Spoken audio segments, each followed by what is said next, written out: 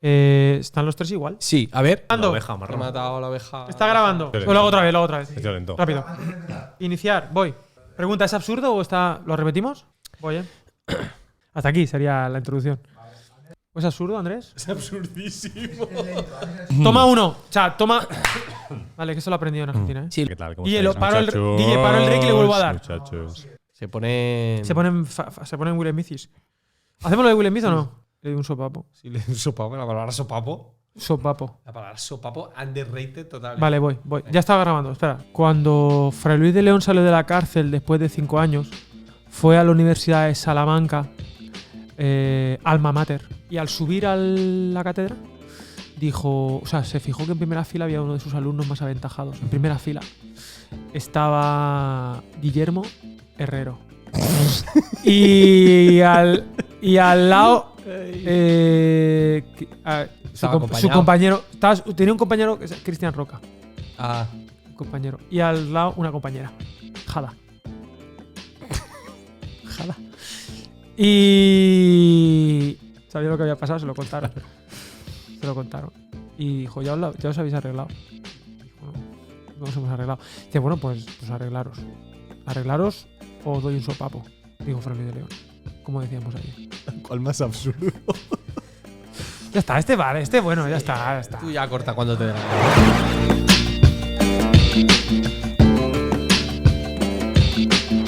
Muy bienvenidos a Academia de la Biblia, donde queremos acercarnos a la Biblia. A nosotros. Y estamos aquí en un día muy especial. Estamos aquí, estoy viendo los puntitos de la cámara con un capítulo muy esperado. Yo me estoy escuchando un poquito. ¿Me puedes subir el volumen del 1? ¿Del 2? El volumen de mi retorno. Porque estamos en un capítulo especial. Por fin, ¿dónde está la segunda parte de Hebreos? Y qué mejor persona que los Oscars. Que te vas a llamar así a partir de ahora. Los Oscars. ¿Por qué te llaman los Oscars? Porque hace un podcast. Los Oscars nos va a acompañar hoy en este capítulo. Y quiero que sepas que si estás viendo este capítulo en abierto, no lo sabes, pero estás pagando una cuota. Porque este capítulo es solo para los que pongan cuota de Academia de la Biblia en YouTube. No lo sabes, pero revisa tu banco. Hay un pago de 0,49 céntimos. Porque este capítulo está en oculto solo para los premium. Ojo.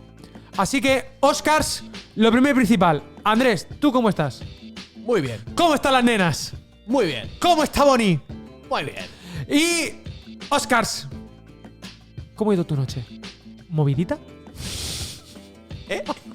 ¿Movidita, Oscar? Movidita. Bueno, pues especial nominación, especial nombramiento a Dune de Denis Villeneuve, peliculón. Sí. Una película muy grande. No ganó a mejor película. La mejor película la ganó una película que no me acuerdo.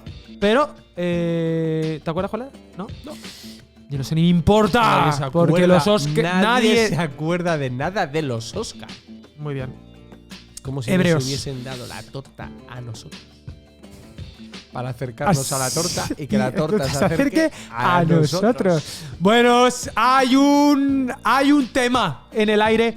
Pero hablando de los Oscars, ¿tú has visto la lista de Schindler? ¿Sí?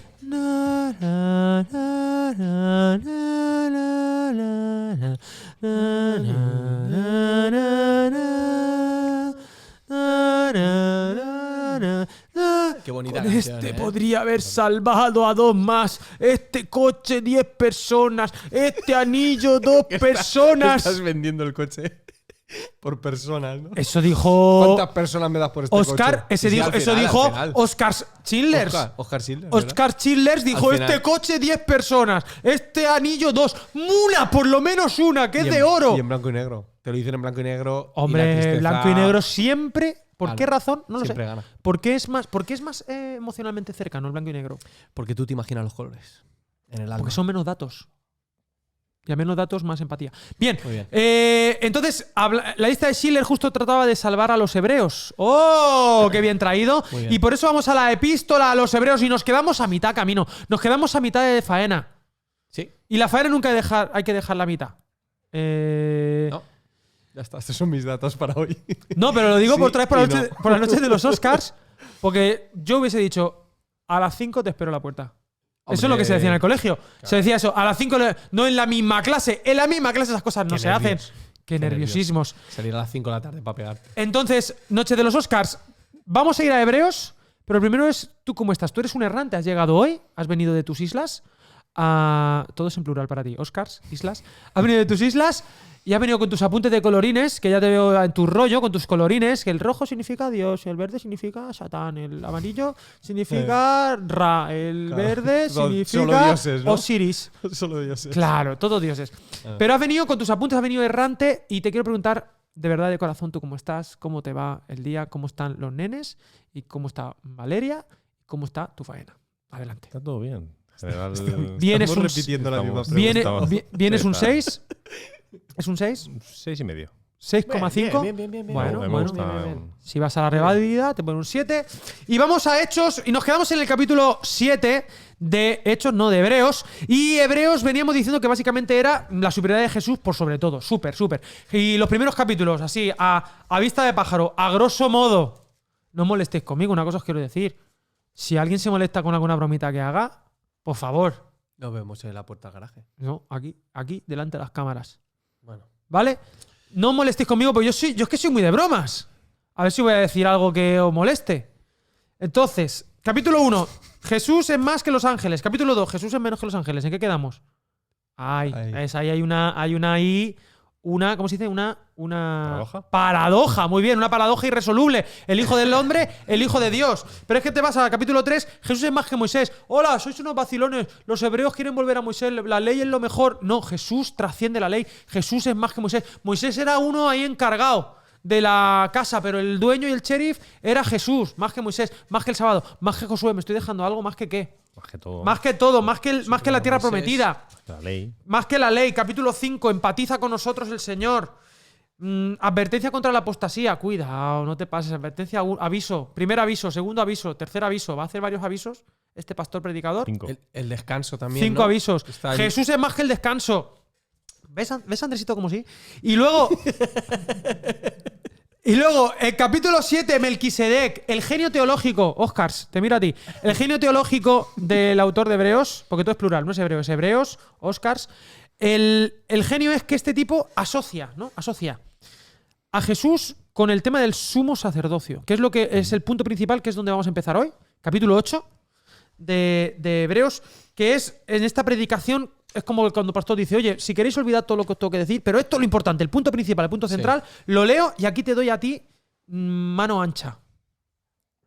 Manga ancha, perdón. Es que, claro, claro. Es que el subconsciente no perdona. Es que a lo mejor hay que decirle a la gente que esto está siendo grabado. Hoy es domingo. Venimos después de predicar. Claro, yo he predicado 8:14. Y algo de la tarde. Llevamos 2 o 3 cafés. Claro, yo estoy cansado. Hemos dormido poquete. poquete. Los nenes, las nenas, los ninis. La vida. Los ninis. Capítulo 8, versículo 1. El resumen de todo el punto principal. Lo leo y le doy. Ahora bien, el punto principal de lo que venimos diciendo es que tenemos tal sumo sacerdote, el cual se sentó a la diestra del trono de la majestad en los cielos. Él es ministro del santuario y de aquel verdadero tabernáculo que levantó el Señor y no el hombre. Este es el punto principal. Jesús, sumo sacerdote. Oscar, ¿qué no tienes que decir de esta idea central de aparentemente toda la epístola? Bueno, desde el capítulo 8 en adelante hay como que el lenguaje del antiguo pacto como que cobra más protagonismo. Sí. Entonces se está hablando todo el rato se va a empezar a hablar de pacto ahí a partir de mitad del capítulo 8. Sí. La palabra va a aparecer muchísimo, texto de Jeremías 31, etcétera. Entonces todo el rato hay como una expresión de el antiguo y el nuevo, pacto, tabernáculo, el tabernáculo de antes, el verdadero tabernáculo, ministro de las cosas de antes, ministro de las cosas de ahora. Incluso se habla de los ritos y las reglas, o sea, de los sacrificios de antes, el sacrificio, o sea, hay como un contraste, y el autor va saltando todo el tiempo entre lo que es rupturista, lo que es antes era así y hay una ruptura y ahora es nuevo, y también con algunas cosas que son continuistas, o sea, que son una cosa es espejo de la otra, de tipo y antitipo, ¿no? O sea, sacrificio, hay una continuidad, aunque el sacrificio es diferente y tiene un valor diferente, rupturismo, o sea, es el juego un poquito de los capítulos 8, 9, 10. Vale, ¿y cuáles son los que compara? ¿Cuáles son esos tipos antitipos que compara? Tenemos el sumo sacerdote del antiguo pacto y este nuevo que es para siempre, según los de Melquisedec, porque los de antes se morían y había que ir recambiándolos, como cuando uno... Las ruedas, por ejemplo, el coche. Cuando hablamos de tipo y antitipo... ¿Eso qué significa, Oscar? Exacto, es importante. Sí, No sé porque si lo aquí- dijisteis en Hebreos 1, en la primera parte. Igual no lo contamos. Igual ni me acuerdo. Pues ¿Qué cenaste ayer? No te acuerdas. Pues eso, que os acordáis de lo que... Adelante, tipo y antitipo. El tipo es aquello que en el Antiguo Testamento tiene una significación. Por ejemplo, se sacrifica un cordero inocente, ¿no? En sí mismo tiene una explicación y tiene un valor en el momento, en el Antiguo Pacto. Luego llega el antitipo, el Cordero de Dios, que tú entiendes su significado de forma más plena, porque ya conoces el valor de lo primero, pero esto adquiere un nuevo valor y lo hace a la luz del tipo, ¿no? Tipo y antitipo, ¿no? Vale. Es como cosas que... y hay una larga lista, hay veintitantos en el que están reconocidos por la propia escritura y otros tantos que se discuten si son o no son, etcétera. Vale. Pues mira, y estos 3 capítulos, como muy bien ha indicado Oscars, el 8, el 9 y el 10, son como un conjunto de estas imágenes del Antiguo Testamento que hacen brillar más a Jesús. ¿Qué os parece si entonces vamos entrando en materia y nos vamos allá al desierto como errantes y vamos a ver qué es lo que había ahí y de qué manera habla eso de quién es Jesús? Porque a mí... Reconozco que estos 3 capítulos son de mis favoritos de Hebreos. O sea, me parece de los más evocadores, muy dune. Y que me dicen cosas muy bonitas de Jesús. Porque claro, capítulo 8 comienza diciendo que él es el sumo sacerdote. Ya hablamos de eso en el capítulo que está en abierto, no en este que está cerrado, que si lo has pagado lo estás viendo. Pero es el sumo sacerdote. Y claro, la función del sumo sacerdote era ser, pues eso, representante de Dios delante de los hombres y de representante de los hombres delante de Dios. Pero él tenía un sacrificio. Pero lo sorprendente de esto es que en el capítulo 9, versículo 12 dice, y no por sangre de machos cabríos ni de becerros, sino por su propia sangre. O sea que Jesús, en este tipo antitipo, no solamente es el sumo sacerdote, sino que también es el sacrificio. Pero es que no solamente es eso, sino que un poquito más adelante, ahí en el 15, cuando dice que Cristo es mediador de un nuevo pacto, donde dice que es el sacrificio, capítulo 9, versículo 26, se presentó una vez para siempre por el sacrificio de sí mismo para quitar de en medio el pecado. Me salto al de antes, el 22, sin derramamiento de sangre no hay remisión de pecados. Pero es que no solamente es el sacrificio y solamente el sumo sacerdote, sino que parece ser que también Jesús es el tabernáculo. Es el lugar de encuentro con Dios. O sea, él es el lugar. Todos los papeles en la película, ¿no? Todos los papeletas. Entonces, a mí hay un trabajo aquí de síntesis de este predicador que me alucina. Es como si le da la vuelta a la tortilla y es como si el Antiguo Testamento, que era tan... Oh, el Antiguo Testamento, qué increíble, y era la tentación de esta gente, no, volvamos al judaísmo o volvamos a... No nos sale a cuenta tener a Jesús. Y este predicador dice, no, es que resulta que todos estos tipos tienen cumplimiento en Jesús. Es como que esto era explicarle a los niños de manera sencilla el misterio más increíble. O sea, esto era sombra, creo que es lo que dice el texto, Sí. de lo que proyectaba la verdadera luz. Era como intentar, exacto, era como intentar explicar por partes el misterio del proyecto de Dios que era el proyecto eterno de Dios. Es decir, que Dios mismo iba a ser el sumo sacerdote, iba a ser el que se iba a sacrificar e iba a ser el lugar de encuentro con Dios. O sea, Jesús es el lugar de encuentro con Dios, es el tabernáculo, es el lugar santísimo. Dice, cuando más adelante dice que abrió el velo, mira, el versículo 20, capítulo 10, porque es la misma sección, dice, si queréis el 19, así que hermanos, tenemos libertad o valor, valentía, para entrar en el lugar santísimo por la sangre de Jesús. Aquí parece que Jesús solo es el sacrificio, pero dice, por el camino nuevo y vivo que Él nos abrió a través del velo, esto es, de su carne. O sea, que el propio cuerpo físico de Jesús es el lugar de acceso a Dios. No sé si me estoy haciendo entender. Es decir, que el camino para llegar a Dios es Jesús. El único. Algo Vale. que me mola mucho de esto, lo mencionabas en el versículo 5 del capítulo 8, cuando dice lo de sombra. Bueno, en esta versión dice, pero estos sacerdotes celebran un culto que es únicamente sombra y figura de las realidades celestiales. Sí. Y ahí, o sea, solemos coger las metáforas y parece que significan menos o son menos importantes por el hecho de ser metáforas. Ya. Pero en realidad, al final, la metáfora es una manera pequeña y manejable de acercarte a una idea sublime. Que es sublime, claro, que que no puedes explicar, ¿no? Y me encanta ver cómo hay como una creatividad espiritual enorme para coger todos estos elementos del pasado. Y no solamente es que Jesús significa... O sea, Jesús solo tiene su significado en uno de esos elementos, que sería lo habitual. Cogemos una parábola, ¿quién eres tú en esta parábola? Exacto. No, es todo lo que ocurre en el Antiguo Testamento, o en el culto, o en el sacerdocio. En Levítico. O sea, él es todo eso. Sí, yo estaba... Interrúmpeme, Oscars. No, yo estaba pensando que de hecho... Bueno, ¿sí? Era un decir. ¿Lo he hecho bien? Sí, lo has hecho bien. Sí. De hecho, es que por el versículo este 5... Claro, Se lo he dicho. Ale se lo ha dicho. Sí, decís figura y sombra, pero fíjate en el mismo 5, cuando cita Éxodo 25, sí. dice según el modelo, o sea, sombra, el Antiguo Testamento es una sombra que se proyecta hacia el Nuevo Testamento y entonces ahí puedes visualizar lo que va a suceder. Un modelo, más adelante en el 9, 23... dice la representación de las cosas celestiales, es decir, las figuras, el antiguo pacto es una representación, es como una maqueta de lo que va a suceder, una representación de las cosas celestiales mismas. La representación, dice en el 24, del verdadero. Sí, a mí es que me parece la jugada maestra de este predicador. O sea, me parece que es la vuelta a la tortilla. Es decir, la gente puede pensar que Jesús es un recién llegado. Ha llegado ya al último y nosotros ya venimos aquí con todo esto. Claro.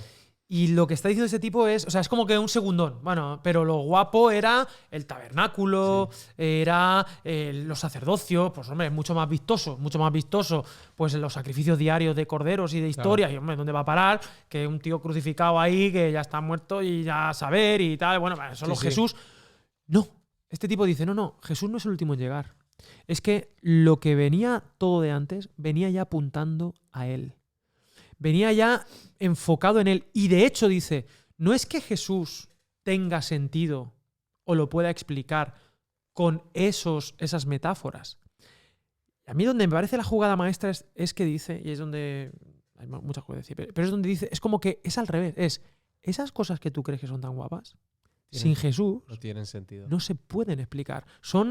Es como si fuera una maqueta de algo que no... O sea, no tienen valor en sí mismos. Si no apuntan a Jesús, no tienen sentido. En esta línea de pensamiento hay, creo que hasta 3 veces, Óscar, me corriges, que son cosas durísimas que cuando uno la dice en el contexto cristiano evangélico suenan a herejía. Y me gustaría que pudiéramos hablar de esto. Cuando en el capítulo 10, versículo 1, dice, la ley, teniendo la sombra de los bienes venideros, es decir, esas figuras, no la imagen misma de las cosas, nunca puede, por los mismos sacrificios que se ofrecen continuamente cada año, hacer perfectos a los que se acercan. Sí. Si yo no entiendo mal, aquí está diciendo que los sacrificios valer, nada. Valen poco. Pero es que sigue diciendo... Bueno, para perfeccionar. Exacto. Pero es que el versículo 4, si no te queda clarinete, dice, porque la sangre de los toros y de los machos cabríos no puede quitar los pecados. O sea, ¿hemos estado haciendo el tonto durante miles de años, campeones? O sea, si no... Eso está repetido también más adelante. En el 11 y en el capítulo anterior también. Exacto. En el 9.9. Exacto, en el 9.9, vamos, quien lo mueve dice, lo cual es símbolo para el tiempo presente, según el cual se presentan ofrendas y sacrificios que no pueden hacer perfecto en cuanto a la conciencia al que practica ese culto. Y el que nos faltaba del 10 es el 11. Todo sacerdote está día tras día ministrando y ofreciendo muchas veces los mismos sacrificios que nunca pueden quitar los pecados. Entonces, me gustaría esto que lo tratásemos con cuidado y también con el descuido que es Academia de la Biblia. ¿Vale? Porque, claro, si yo no entiendo mal, lo que está diciendo el autor es aquello que decían, aquellos sacrificios ordenados en Levítico no tienen valor per se. A menos que estuviesen apuntando, que fuesen una cuestión como pedagógica o performativa del único sacrificio que sí que puede quitar los pecados, que es el de Jesús. Decidme qué pensáis de esto, porque esto, claro, parece ser que estás, ¿cómo diría yo? Como, pues arrancando toda la validez de lo que Dios enseñó en el Antiguo Testamento, o que yo estoy entendiendo mal. A ver, decidme, porque esto es muy bonito, muy sublime, pero también peligroso. Algo que me gusta también de eso es que, si no me equivoco, las 3 veces que habéis mencionado esto, después menciona que el sacrificio de Jesús, este sí vale, y además no solamente es que invalida aquello, sino que el sacrificio de ahora es de una vez y para siempre. O sea, el de ahora es total. O sea, ya no es que lo demás no tenga valor, sino que ya ni siquiera hay que seguir haciéndolo. Pero entonces, ¿por qué Dios dijo que había que hacerlo? A mí me parece que es una representación, como dices, performativa, igual que lo es el matrimonio ahora. Por ejemplo, el matrimonio Qué bien traído, Óscar. representa la unión de Cristo y la Iglesia, que es algo que no ha sucedido y sí ha sucedido y sucederá de verdad en un momento dado de la historia, más adelante. Sí. Y en ese sentido, los sacrificios, está diciendo no que ahí no limpien de pecado, es que tampoco lo hacían antes. Claro, eso es lo que a mí me flipa. O sea, está diciendo, es que no valieron, ni valen ahora, porque, o sea, no es que Cristo ha llegado y ya no valen, sino que Cristo ha llegado y los anteriores jamás valieron. Y si valieron algo sería porque apuntaban de alguna manera a la revelación de Cristo. Claro. Perdona. No, que estaba pensando en la idea del Yom Kippur, ¿no? Del día de la expiación. Muy bien. Y esa representación de dos animales, pero uno moría y uno no moría. O sea, uno moría, pero el otro como que se le imponía las manos como si se transfería una transmisión. Sí, una psicomagia ahí. Y salía al desierto a pastar. Por ahí. Pero realmente en ningún caso en ningún caso en Levítico se dice, pues esto quita el pecado, limpia el pecado, o sea, y ya la persona que ha hecho esto ya no tiene pecado. Eso realmente así no creo que no se dice. Sí, pero bueno, incluso... O sea, que es una idea asumida teológicamente, sí, pero no creo que sea la enseñanza. Pero súper asumida. Claro. O sea, el día de la expiación, además, creo que era para perdón no solo de una persona, sino de todo el pueblo. O sea, pero que había una enseñanza ahí, es decir, el perdón de Dios, porque claro, el sumo sacerdote hacía el trabajo, el pobre cordero, el animalico, no tenía culpa de nada, el que mataban y el que enviaban al desierto, supongo que a morir, tampoco tenía culpa de nada, le habían así, ¿sabes? Un poco a lo Voldemort. Y el tabernáculo, pero el pueblo no había hecho nada, o sea, pero eran perdonados todos los pecados del pueblo. O sea, para mí hay una enseñanza preciosa apuntando a cuál era la intención de Dios de generar una cultura basada en el perdón. Pero me sigue alucinando la idea de que este predicador diga, no, es que no valían para nada a menos que el verdadero sacrificio se diera. No en el tabernáculo humano, que es la maqueta, sino en el de los cielos. No en el velo humano, que era una representación, sino el velo del cielo. No en el sacrificio de un animal, que no puede quitar los pecados, sino en el sacrificio de Dios mismo, que se niega a sí mismo para perdonarnos. Porque al final el perdón no deja de ser una negación de tu derecho de venganza. Y el sumo sacerdote, no hay ningún ser humano que sea capaz de interceder entre Dios y los hombres en realidad. Son también imágenes del único que puede hacerlo, que es Dios mismo hecho hombre. O sea, a mí me parece de una síntesis y de una belleza que es que no te la acabas. Estos 3 capítulos, ya te digo, para mí son como mis favoritos, porque es que además me dan una brújula para volver al Antiguo Testamento. Es decir, Hebreos, siempre se ha dicho, Hebreos es la carta más compleja porque hay que tener mucho conocimiento del Antiguo Testamento, ¿no? O hay que saber algo del Antiguo Testamento para luego ir aquí a Hebreos y disfrutarlo. Pero yo creo que también el camino es de vuelta. Revés, es decir, ¿no? Cuando uno conoce a Jesús y estas ideas que el autor de Hebreos te da, vuelves al Antiguo Testamento con otros ojos, con ojos de cumplimiento. Decir, vale, yo sé que esta parte de aquí, pero el todo es desde Cristo. ¿Alguna idea sobre estas cositas? Y estaba recordando cuando hablabas de esto del pecado, del 9:13, ¿sí? Que dice... si la sangre de los machos cabríos y de los toros y la ceniza de la becerra rociada por los inmundos santifica para la purificación de la carne. Sí. Es decir, creo que el concepto no era que ya no tenías el pecado, o sea, que ya estabas limpio de pecado, sino el concepto era estabas apartado, o sea, estás santificado, te estabas apartando en la obediencia a lo que Dios te había dicho, estabas proyectando su deseo en el sacrificio de Jesucristo, deseo igual no es la palabra, pero entonces en ese sentido estabas litúrgicamente correcto. El tema de la pureza, ¿no? Vale. Sí. No tanto de que la conciencia de tu alma estuviera ya libre de pecado. Y la performance te recordaba y te hacía consciente de tu realidad. Vale. Eso apuntando ahí esto que dices, tío, lo de la cultura del perdón mola mucho porque tiene 2 puntos. Por un lado, el de ser consciente de tu pecado, ese autoconocimiento y esa necesidad de que el ritual que tú estás practicando hoy, pues dentro de unos meses lo tienes que volver a practicar porque vas a volver a pecar. Y un recordatorio. Pero en este caso de Hebreos, al decir que Jesús viene y hace ese sacrificio y vale de una vez y por mí, por todos mis compañeros a tope.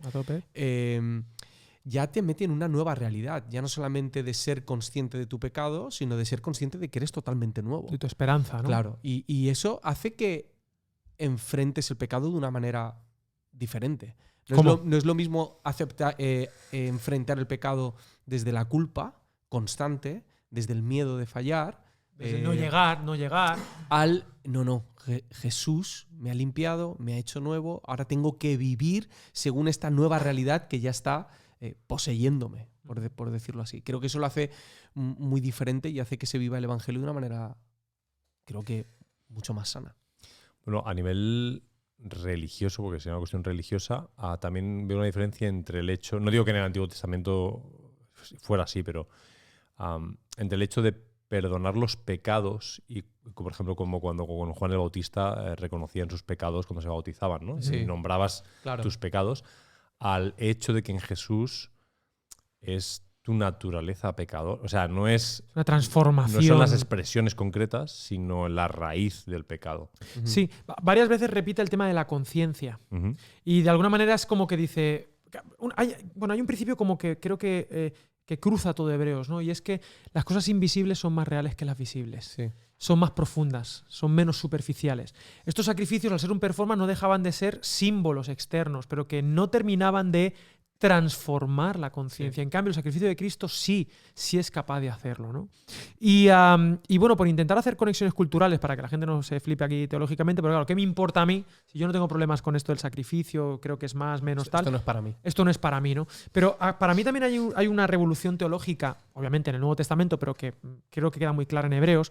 Y permitidme explicar el concepto de Axis Mundi. No sé si alguna vez lo he explicado en... Yo no he explicado nunca el concepto de Axis Mundi. A mí no. Bueno, pues perdón. Axis, eje. Mundi, mapa, mundi, del mundo. Axis Mundi, el eje del mundo. Digamos que en todas las culturas, a nivel antropológico, el principio es el siguiente. Estamos en mitad del caos. ¿Vale? La naturaleza es una bandida. ¿Sí? La oscuridad es terrible. El desierto. ¿Qué es lo que hay en el desierto? Muerte. Demonios. Diablos. Certidumbre. Caos. Estamos en el caos. En el principio... Creo que la ciudad está desordenada y vacía. Caos. Toda cultura se cree rodeada de caos.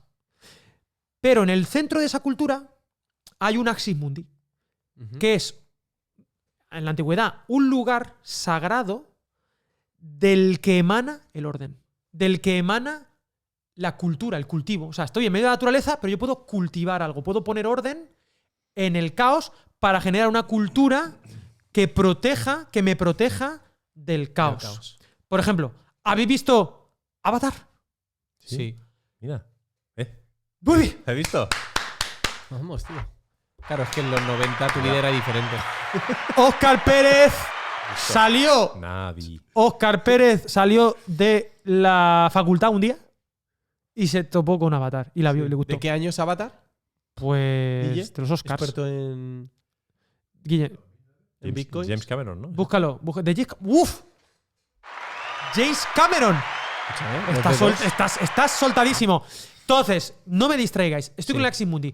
En esa luna, la luna llamada Pandora, todo es muy simbólico. En la luna, ¿qué es Pandora? Este pueblo, 2009 tenía razón Guillén San Pedro, el producer. The producer of Academy of the Bible. Right Now Media, ¿qué te piensas? Claro. Que no sabemos nosotros nada. Buah, tira millas. Total. La tribu esa, ¿cuál es su Axis Mundi? El árbol sagrado. Ese árbol es el árbol de la vida. En toda cultura hay un Axis Mundi. Desconecta. Exacto. Los caldeos, Babilonia. Ese era su Axis Mundi. La Torre de Babel iba a ser su... De ahí se da el nombre y todo. Y aunque seamos esparcidos, tendremos un centro. Era un árbol sagrado. Hay tribus indígenas, ya no se dice. Tribus... Que si alguien se molesta, no sé qué. Urbanas. Cuidado. Tienen su Axis Mundi. Y entonces tenían un árbol. Por ejemplo, Roma. ¿Cuál es el Axis? Bueno, ya lo he dicho. Los romanos, ¿cuál es el Axis Mundi? La ciudad eterna, Roma. El mundo está lleno de bárbaros. Pero nosotros, la ciudad romana, la eterna ciudad, va a traer orden, Pax Romana. Entonces, ella es la representante de lo que tenemos que hacer. Para los judíos, el Axis Mundi en medio del desierto era la presencia de Dios. El tabernáculo era su Axis Mundi. Luego fue el templo. El templo era el lugar más, el sitio sagrado. ¿vale? Para los musulmanes, la Kaaba. Así se dice, ¿no? Kaaba, que tiene como 3 as. Kaaba. Kaaba, la Kaaba, ese sitio ese, que es una cosa negra. Vale. Es que con tu acento. Sitio de peregrinaje.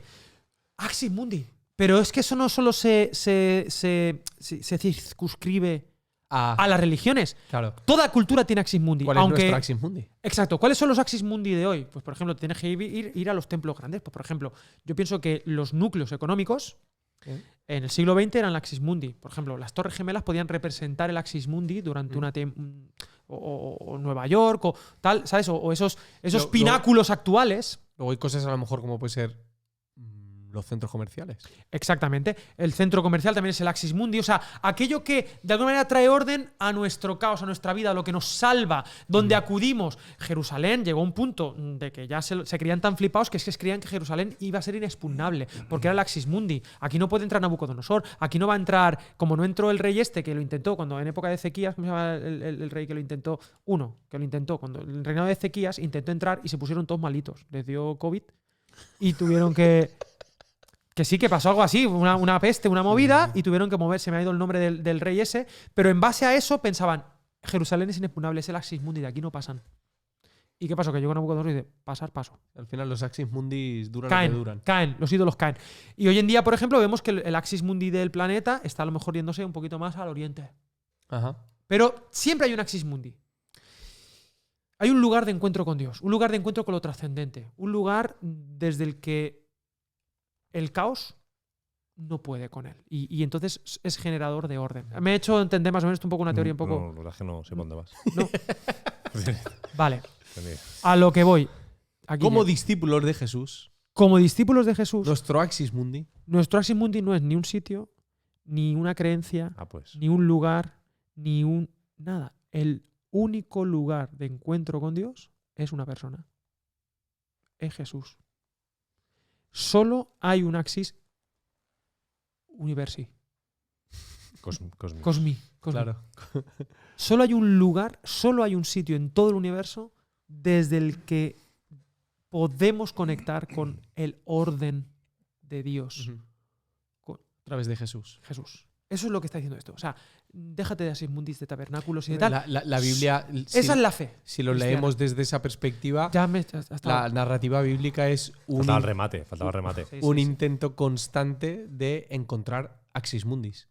Totalmente, siempre. Todo el rato.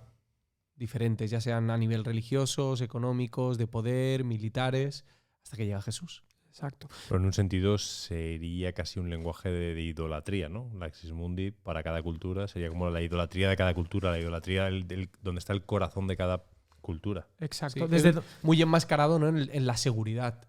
Correcto. O sea, no es que haya una conciencia de idolatría. Por ejemplo, podríamos decir que actualmente el bienestar es el Axis Mundi de nuestra cultura occidental. Bueno, fijaros las palabras que bonitas, ¿no? La cultura, su origen es el culto. ¿Cuál es el culto que genera la cultura? Entonces, el culto al bienestar es el Axis Mundi. El culto al dinero, por ejemplo, a la estética, el culto a un lugar, a una...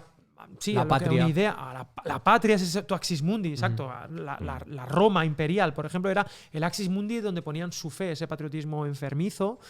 Bueno, pues la gran revolución, el nuevo pacto que viene a plantear aquí Hebreos es, no, señores, Jesús es el lugar de encuentro con Dios. Es desde donde podemos poner ese orden, ese nuevo pacto, ese nuevo modelo de vida, esa nueva cultura. Una cultura que gira en torno a algo nuevo. Hablabas de rupturista y continuista. Algo nuevo, que es Jesús. Pero algo que no es nuevo, porque ya en el Antiguo Testamento estábamos hablando de el perdón. Es lo que dio sentido a lo que ya hubo. Exactamente. Pero que ya iba hacia allí. Ya Dios estaba diciendo como pasito a pasito, como educando a un niño pequeñito, al ser humano, como... Pero en realidad el Axis Mundi es mi perdón.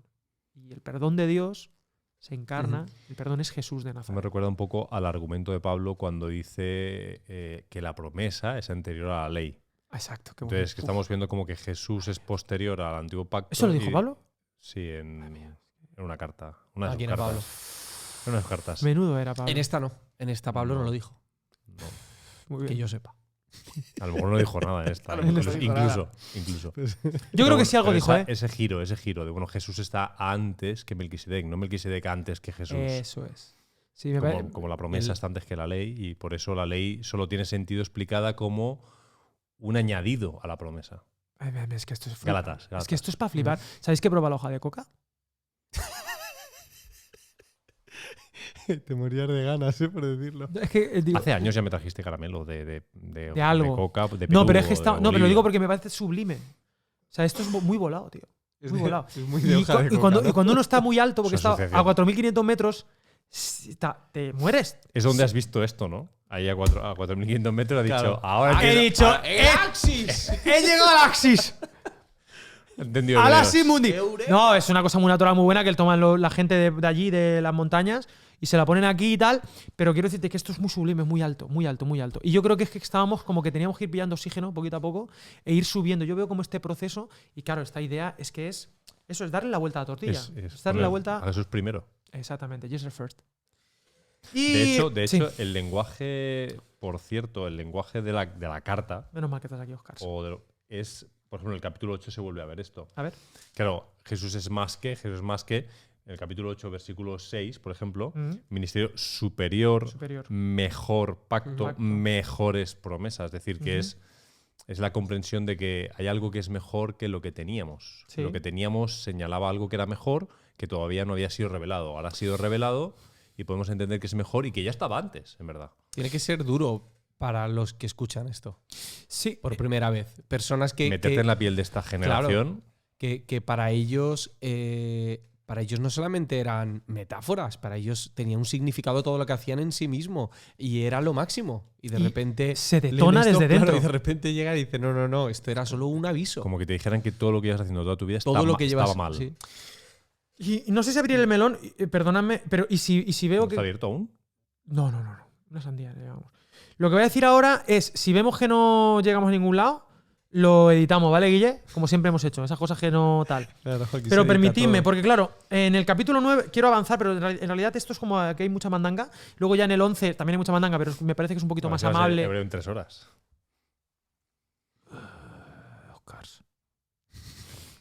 Oscar Myers. Mira, y esto le va a interesar mucho a personas liberals purple. Y es lo siguiente, claro, porque aquí estamos hablando todo el tiempo del sacrificio. Voy. Confías en Dios, confía también en mí. Dijo Jesús. Tío, como dejar que mi hija conduzca el coche, tío. Es como... ¿Esto para dónde va? Bueno, pero al final... ¿La pequeña o la mayor? La pequeña. O Bonnie. Escucha.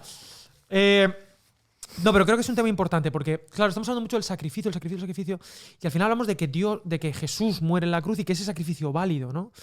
Pero entonces, y lo dice, ¿no? Que pues donde hay testador es necesario que conste la muerte del testador, el testamento con la muerte se confirma, capítulo 9, versículo del 18, de donde ni aún el primer pacto fue instituido sin sangre, porque habiendo anunciado Moisés todos los mandamientos, sin derramamiento de sangre no hay remisión. Entonces, claro, aquí es el punto, ¿vale? Ponte el micrófono bien, que es que me tienes contenta. Vale. Mirad, el punto es este, Oscar. Estoy contigo. La gente dice, y esto lo he tenido en una conversación con una persona que admiro, es predicador, pero que tiene ahí un lado, yo estoy peleado con hebreos y tal, porque en el mundo evangélico conservador damos por hecho que Jesús murió por nuestros pecados y que su sangre nos limpia todo pecado. Hasta aquí decimos, vale. Sí. Pero hay gente que dice, sí, pero eso me habla de un Dios cruento, de un Dios que necesita para perdonar que alguien dé su sangre, que haya un sacrificio. Y ese Dios del Antiguo Testamento, lo único que hemos hecho ha sido trasladarlo al Nuevo y claro, menudo Dios más, ¿cuál es la palabra? Cruel, no, sádico, que tiene que matar a su hijo para perdonar a Andrés. ¿Qué clase de persona es ese Dios que tiene que matar a su hijo para perdonarnos? Se llama la propiciación. Ahora sí que he abierto el melón. Ciérralo tú, No, yo lo... Casualmente. Casualmente tenemos aquí el libro de Cheese Rice. Bueno, pero en serio, o sea, es un planteamiento porque aquí esto está empapado de esto. Desde mi punto de vista, bueno, yo quería escucharos de verdad, porque yo tengo mi película. Está muy asociado esto a la teología de la ira de Dios explicada de una manera concreta. Vale, pero creo que es importante, de verdad, me parece un temazo y que creo que hoy en día está en la mesa, se comenta en los bares. Pues abre. No, ya lo he abierto. Ahora, Claro, Oscar. es que abrir un melón es muy fácil. Yo luego he hecho la mano, pero no es una pregunta que he dicho, ay, te es la respuesta. ¿Cuál es la pregunta? ¿Cuál es la pregunta? La pregunta es, ¿hasta qué punto esto es verdad? ¿O hay lecturas alternativas? ¿O efectivamente, por qué está esto aquí? ¿Por qué está hasta aquí? ¿Y es verdad o no es verdad que sin derramamiento de sangre no hay remisión? Vuelvo al tema de antes. Porque la gente... Muchas veces cuando se habla de esto, lo que se dice es que es simplemente una de las metáforas que nos ayudan a entender qué es lo que Jesús ha hecho por cada uno de nosotros. Pero, repito, el hecho de que sea una metáfora quiere decir que nos está revelando algo mayor que eso, no menor. La metáfora no va a ir a menos. Lo que es que se queda sin lenguaje para explicarte una realidad cósmica y de salvación que nos viene grande. Eso, por un lado. Por otro lado, eso está muy bien dicho, Andrés. Por otro lado, 2. Que no podemos olvidar que es el mismo Dios el que se entrega. Claro, ahí donde está. O sea, no podemos dejar eso de lado. No es que Dios coja a su hijo y lo sacrifica para quedarse él a gusto. No, es que es él mismo el que se está entregando. Y eso cambia totalmente la perspectiva, es un sacrificio cruel de Dios y mismo, sanguinolenta, ¿no? Que diría Javier Cansado, de Dios hacia Jesús. Ok, vale. Ya está, eso es una Bueno, en cosa. teología sistemática, el tema de la apropiación, la ira, el juicio, explicado de esa manera, tiene coherencia. Coherencia tiene. Y tienes un sustento bíblico para apoyarlo. Pero para mí también pincha en la esencia, ¿no? En el hecho de que, por ejemplo, bueno, claro, una clave esencial ya la ha dado Andrés, que es el hecho de que él mismo es Dios. Pero claro, cuando, por ejemplo, Romanos habla de la muerte de Jesús, habla de que muere por nosotros. O sea, Jesús no muere por el Padre, muere por nosotros. Bueno, también que nosotros lo matamos un poquito también, ¿eh? Sí, en hechos... pero en la razón trascendente de su muerte, sí. A todo lo pasado. muere por nosotros, no muere por Dios. Dios no necesita que muera Jesús, nosotros necesitamos que muera Jesús. Ay, Dios mío. El Padre no necesita ninguna muerte, nosotros necesitamos una muerte.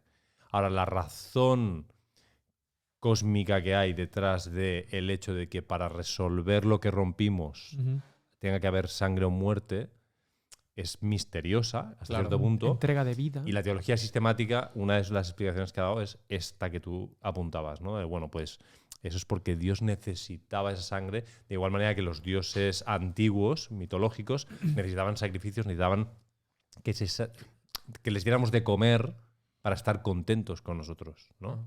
Claro. Y Dios necesita esa muerte, esa sangre, para estar, porque su ira entonces se apacigua. Y esa visión es una visión sádica, en un sentido. Sí, exacto.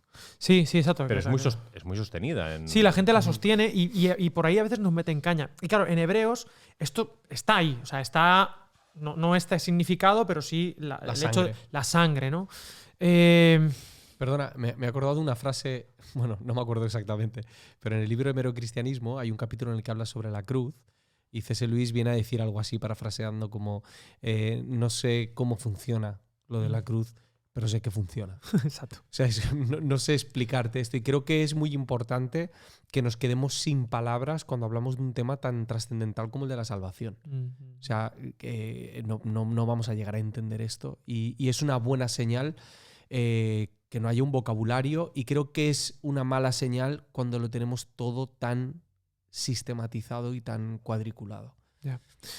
Sí, yo mi aportación o como yo me resuelvo a mí mis cosas es, bueno, ya lo habéis mencionado, ¿no? En primer lugar, Jesús no es un segundón que Dios envía, claro. como va, mira, lo mato a este y tal.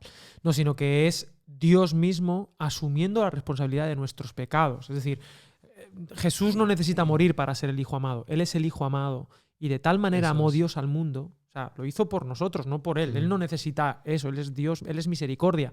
Pero nosotros, para conocer hasta qué punto Dios es capaz de llevar su compromiso de amor por nosotros, lo llevó hasta las últimas consecuencias de que, por un lado, lo matamos y por un lado, Él dio su vida.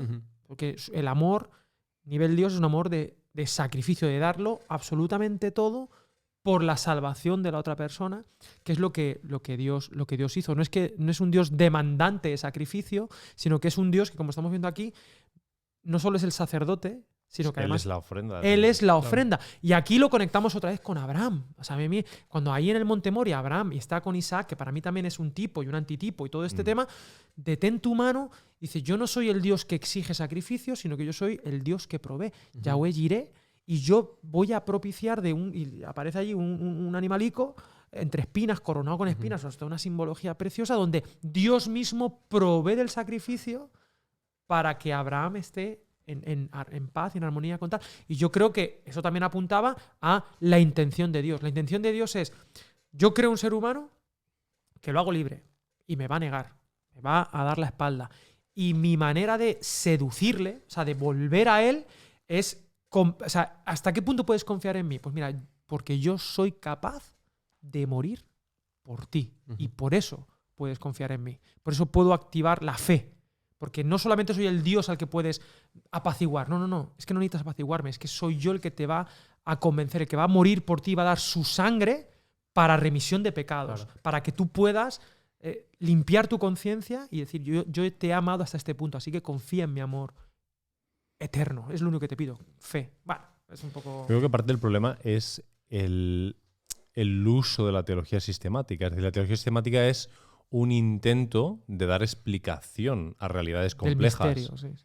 En el momento en que cambia de ser un intento a ser la verdad absoluta... La explicación. Es el problema, que la teología sistemática pretende generar una visión completa de todo lo que hay. En ese sentido... puede convertirse en un ejercicio orgulloso de intentar controlarlo todo, intentar anular todo misterio de Dios. Ya no hay misterio en Dios. Este es el misterio. Es el último detalle, ¿no? Exacto. Punto por punto. Y el misterio de Dios, también en Colosenses, Pablo habla del misterio de Dios, es Cristo mismo. Entonces, en Él está escondido todo. Y la única forma es como desvelarle a Él.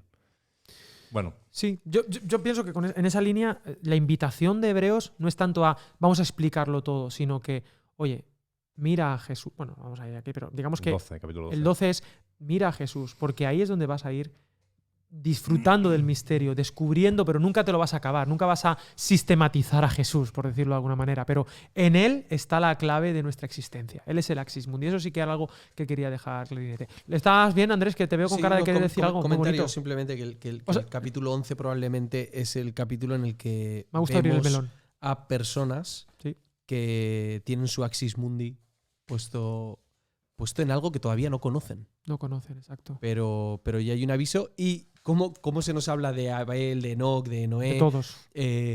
Nos hace aún más grande el misterio de la salvación. Porque no tienen ni idea, porque estamos hablando de Jesús y de que parece que todo es Jesús, pero de repente vamos a personas que vivieron miles de años antes de Jesús y aún así vivieron por la fe y hace muy grande, ¿no?, este tema. Pues mira, antes de ir ya al 11, simplemente deciros que después de esta parte, hacia el final, del capítulo 10, que es digamos que terminar esta sección, nos exhorta a la fidelidad, acerquémonos pues con corazón sincero, en plena certidumbre de fe, como que, oye, podemos acercarnos a ese lugar santísimo, de ese velo que es Cristo, que Él abrió el velo por nosotros y tal. Y viene el versículo famoso, considerémonos unos a otros para estimularnos al amor, a las buenas obras, no dejando de congregarnos como algunos tienen por costumbre, ahí por hábito, dicen otros, sino exhortándonos y tanto más cuanto veis que aquel día se acerca. Es como un toque pastoral aquí. Y hacia el final, por seguir, habla de la advertencia esta. Si pecamos voluntariamente, cuidado, porque la sangre, porque tiene mayor castigo. Versículo 29, pensáis que merecerá el que pisotee al Hijo de Dios y tenga por inmunda la sangre del pacto en la cual fue santificado. Tiki, tiki, tiki, tiki.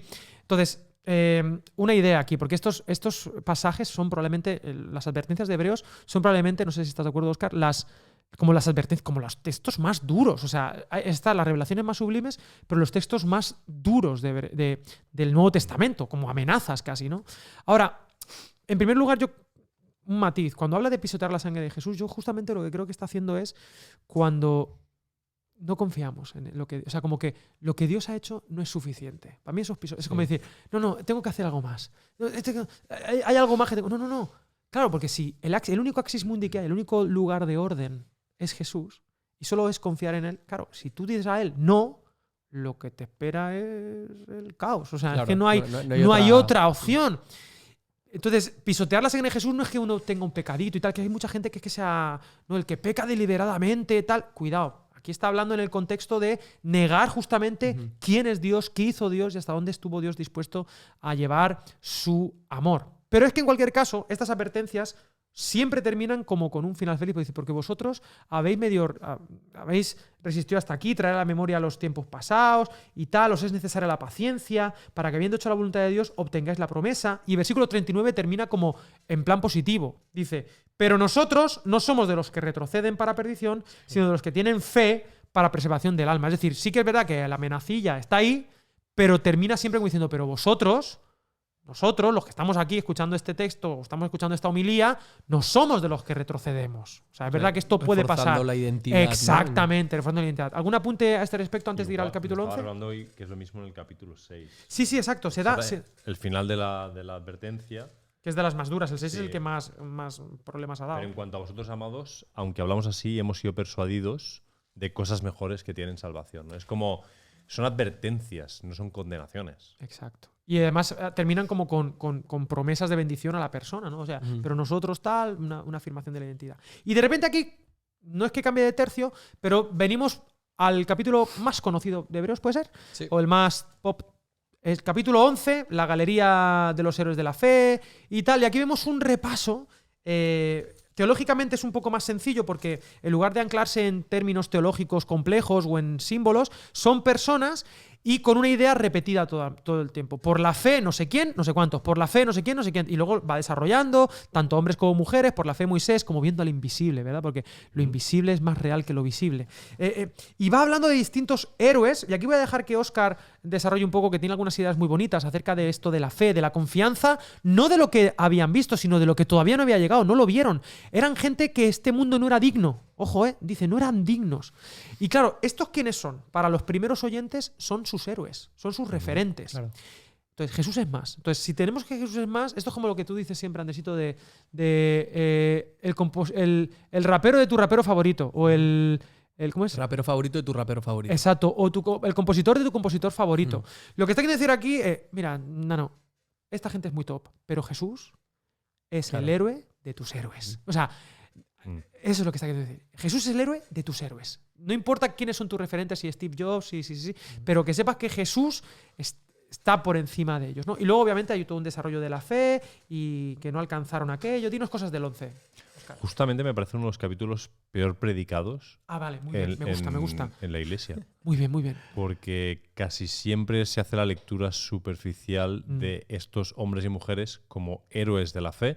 Evidentemente... no tanto, Pero evidentemente tienen... El capítulo se esfuerza en decir que lo que tienen es testimonio. Un buen testimonio.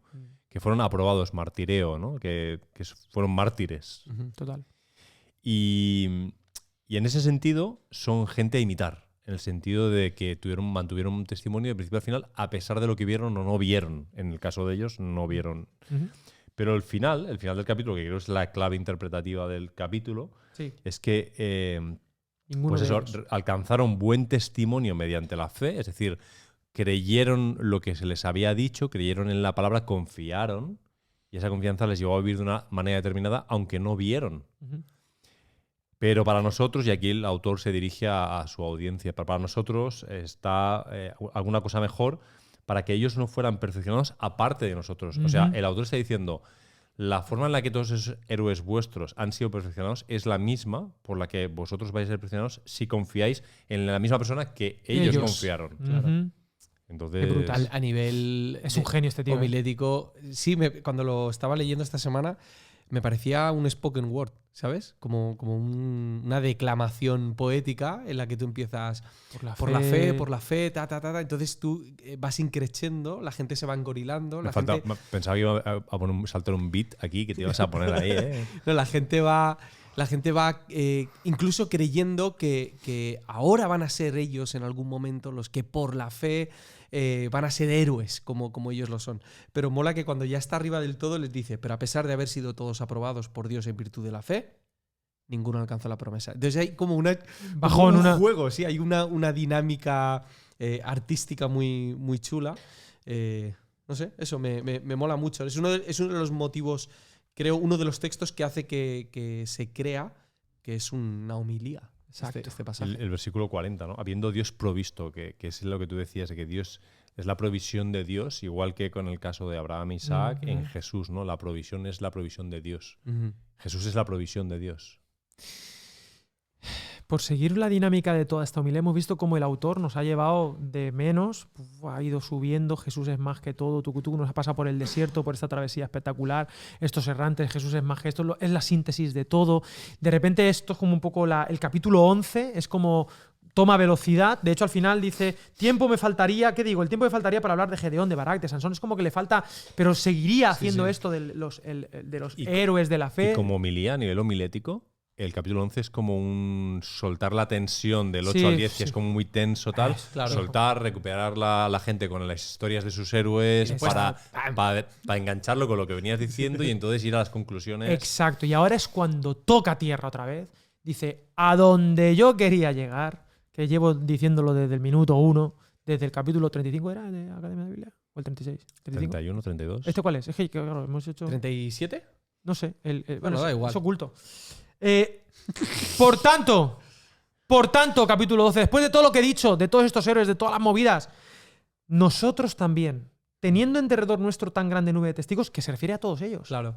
a todos estos héroes, despojémonos de todo peso y del pecado que nos asedia y corramos con paciencia la carrera que tenemos por delante, puestos los ojos en Jesús, el autor y consumador, el principio y el fin de la fe, el cual, por el gozo puesto delante de él, sufrió la cruz, menospreciando el oprobio y se sentó a la diestra del trono de Dios. Luego, considerad aquel, ¿no?, que sufrió tal contradicción, ¿no? Ese es el verdadero ejemplo, ¿no? Que sufrió, que bueno, por tanto, nosotros también.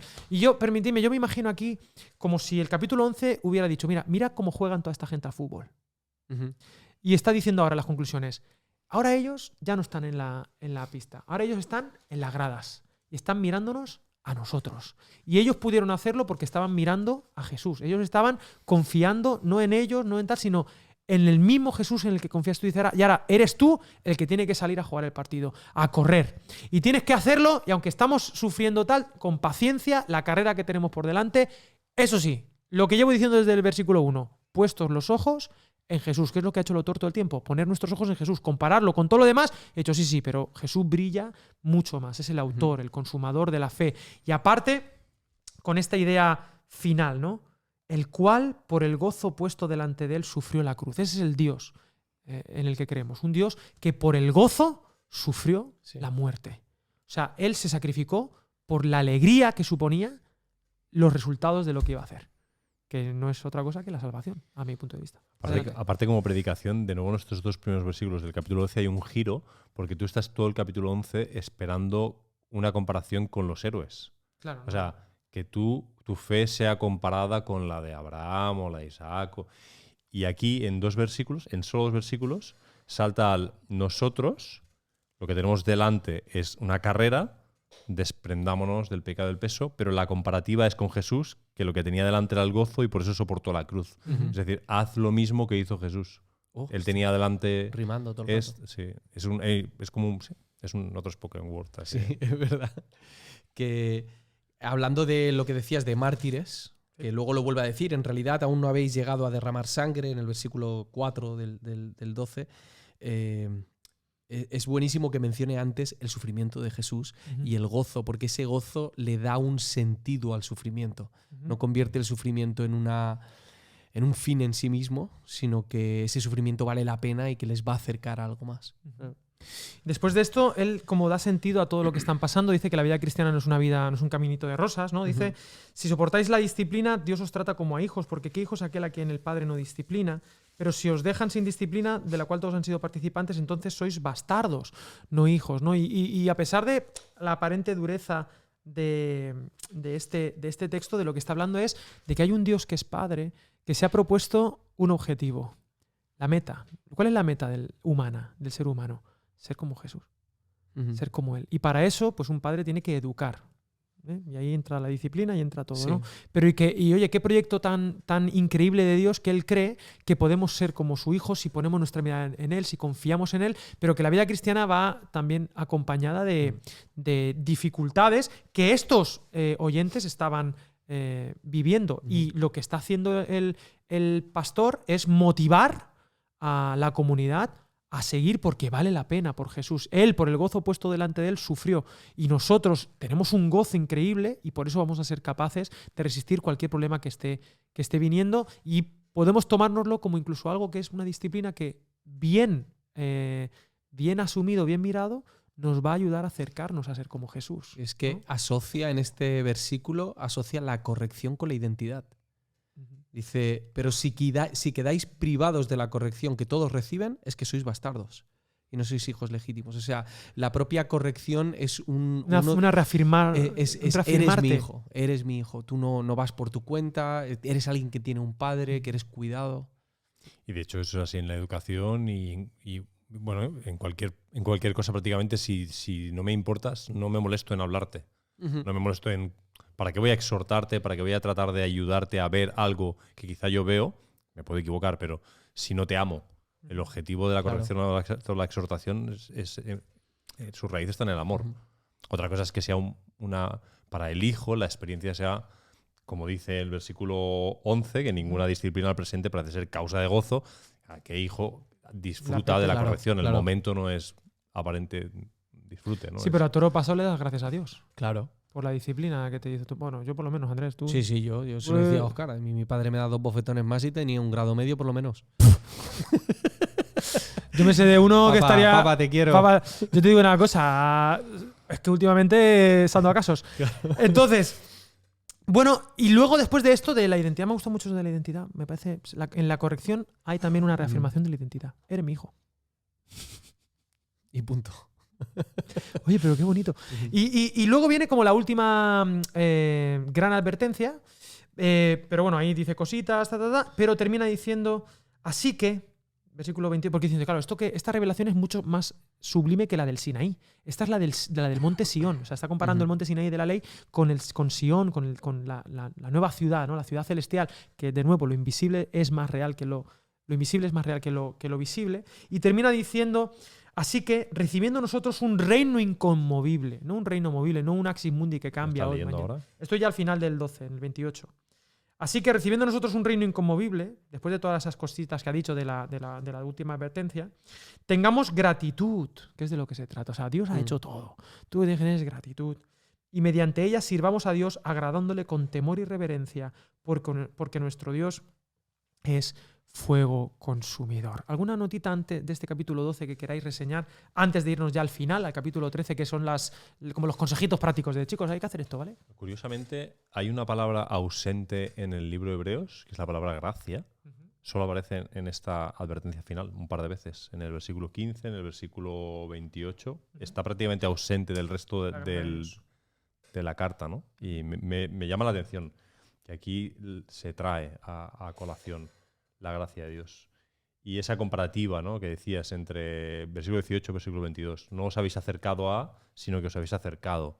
La realidad es que nos hemos acercado a una realidad superior a la realidad de la que creíamos estar cerca.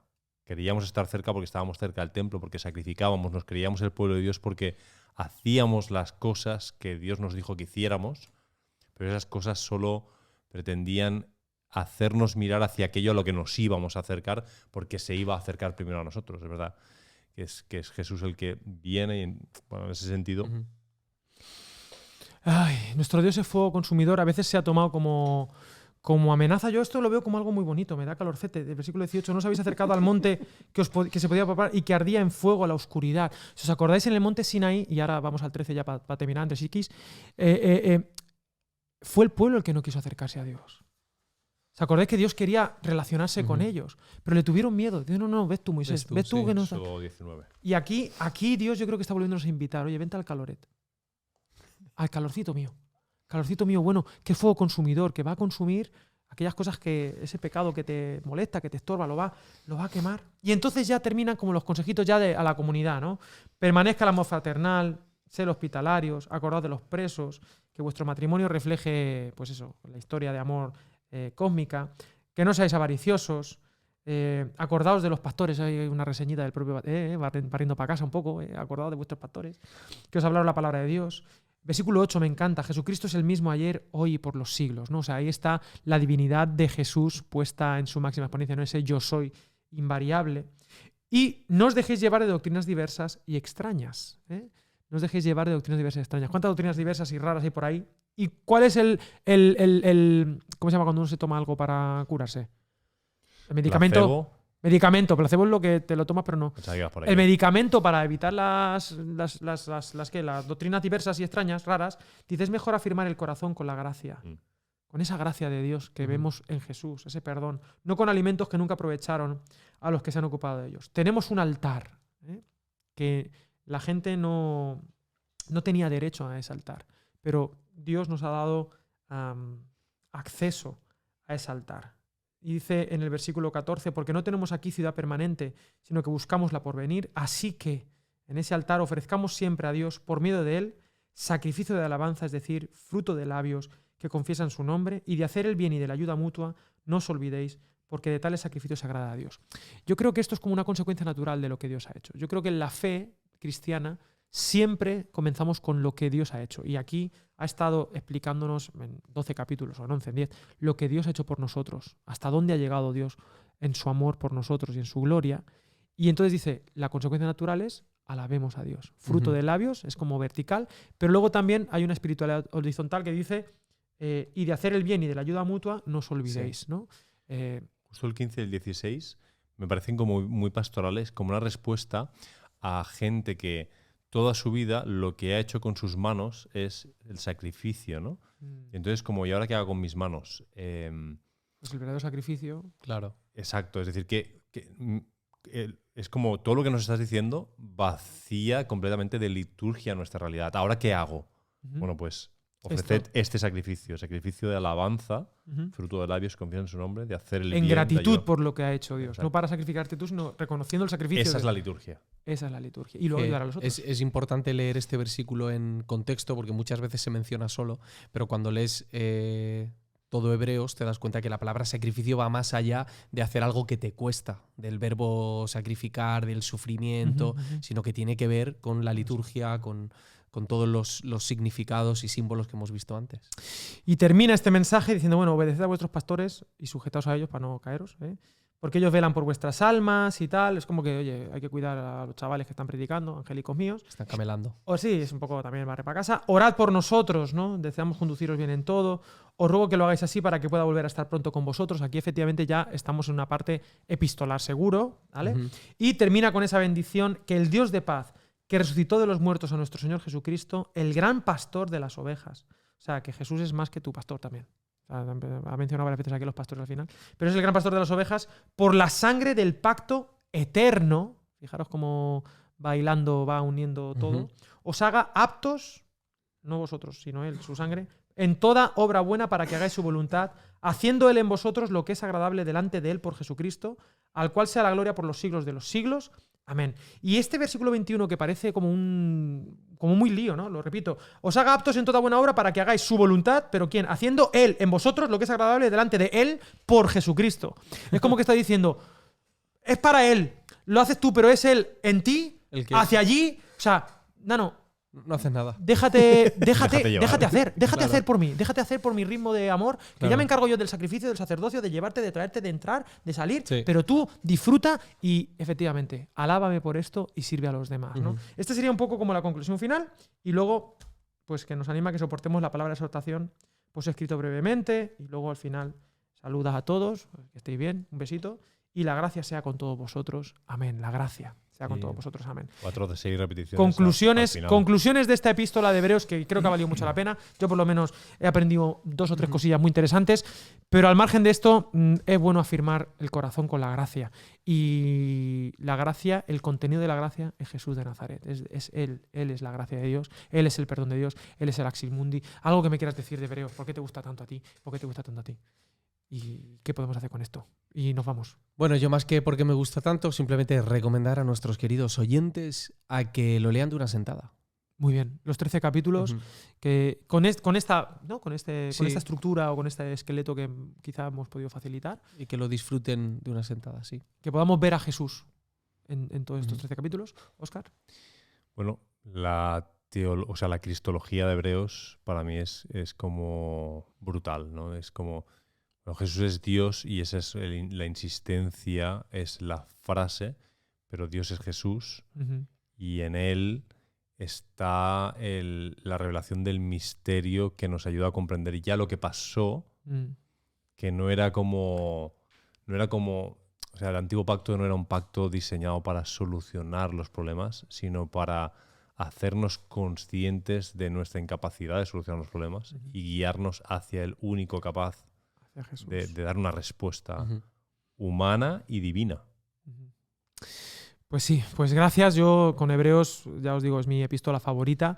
Creo que tiene una riqueza teológica incomparable y que es un camino de ida y vuelta. Es decir, te lees Hebreos y vas al Antiguo Testamento y brilla de otra manera, pero luego cuanto más profundizas en el Antiguo Testamento descubres nuevas claves de Hebreos y como foco central la persona de Jesús. No solamente acercarnos a Jesús desde la palabra, desde nuestra vida, sino que luego Jesús sea lo que fue para este predicador. Jesús fue la persona, la revelación última de Dios que hizo que la palabra tuviera sentido, la vida tuviera sentido, ¿no?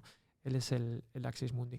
Y con esto nos vamos. Espero que hayáis disfrutado de este capítulo oculto. Gracias a todos los que seguís pagando la cuota de 49 céntimos para ver este capítulo. Si lo compartís y no han pagado la cuota no lo van a poder ver. Así imposible. Tal. Un saludo a los haters. No sé si hemos dicho algo o no. Bueno, un abrazo. Un abrazo a todos los haters. Un abrazo. Y Óscars, gracias por venir. Espero que sea la primera de muchas. Y nada, un saludo también a Guilla, productor. Queremos saludar también a todo el público que nos acompaña, a Chequi, un alumno aventajado que está ahí. Y por lo demás, nos vamos a ir a cenar. Sí. ¿Dónde vamos a ir? Pues a Soul Coffee Beer, que es una hamburguesería que tiene hamburguesas con nombres de raperos. ¿Eso es así? Sí. Te puedes pedir la Notorious B.I.G., te puedes pedir la Eminem, te puedes pedir la Tupac. ¿Hay ensalada? No. ¿Y está la Will Smith? Te la dan. No te la hacen, te la dan.